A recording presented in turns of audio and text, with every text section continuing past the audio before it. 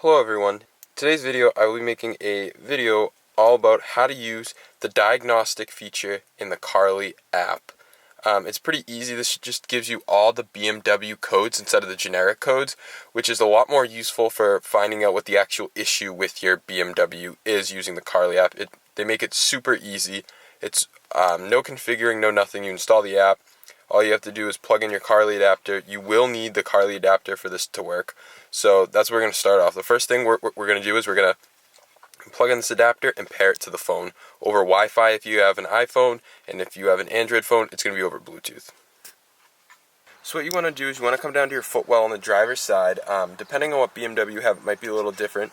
But in my BMW, I have an E46. What I'm going to do is I'm going to come down here, and there's a drop-down door.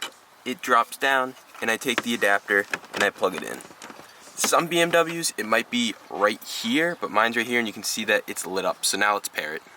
First steps to pairing it is you're going to click on Settings, go to Wi-Fi, click on Carly Adapter, and now it's paired. So now we're going to click Home. It might still say LTE up there, but that's okay. And now you're going to launch your Carly Adapter app.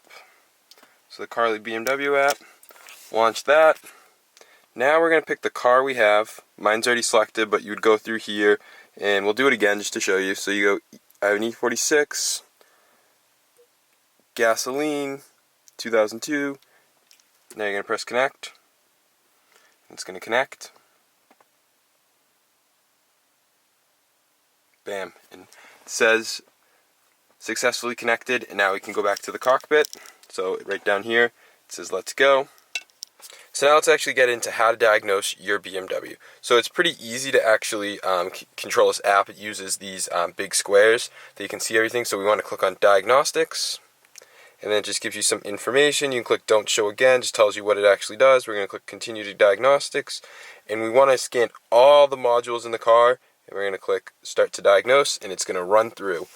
Now, one thing that may happen is you may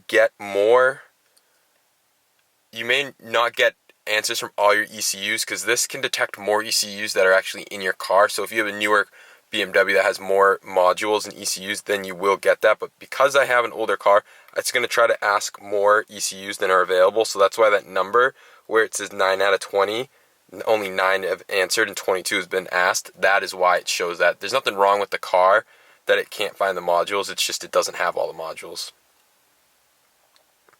So right now you can see that it's found 5 fault codes, and they're not engine ones, I'm assuming. They're other things that are going on. So let's check it out. So right here it just says it's finished, so we're going to press OK. And here we have 3 fault codes that have been found, so let's click on them. That's just in the motor. So we have secondary air system bank 1, secondary air system bank 2, and functional test tab. And these right here are the actual BMW codes, not just the generic P code. So these are the ones that you want to note. So you can see that. We can select them all.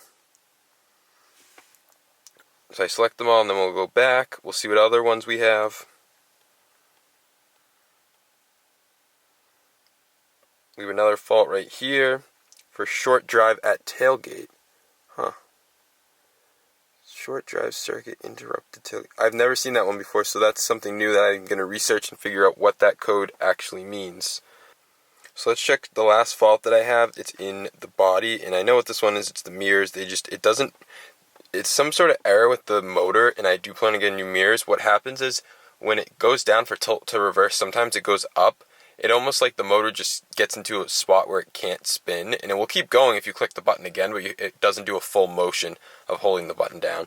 So those are all my errors, and now I don't know if all these errors are actually going to stay in the car. So what we're going to do is we're going to actually clear them, and it's going to clear all the ones out, all the ones that are not saved. If they do come back, then there's an actual issue with the car. If they just go away the first time, chances are it was a fluke and you can just ignore it. But let's see. I know the motor one, that check TEV one will come back, and I know the mirror one will definitely come back. So now we're going to go back,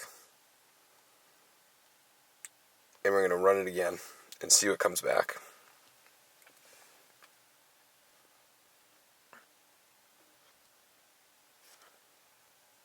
Alright, this time we only have two. So let's check them out. So we have no motor ones. We still have this one, this short drive at tailgate one, which I'm not too sure what that is. I'm definitely going to take a screenshot of that and figure out what that one is, because that one definitely came back. And the other one that we have is the mirror one.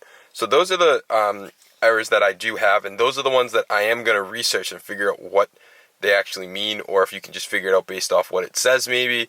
But that's really it. That's how you use the Carly BMW app to diagnose your BMW. It makes it super simple, very easy to find out what's actually wrong with your car, and it gives you much more insight of what the actual problem is by giving you the BMW code. So I hope you guys liked this video. Thanks for watching, and I will be coming out with a couple more videos about how to code your car if you guys want to check that out.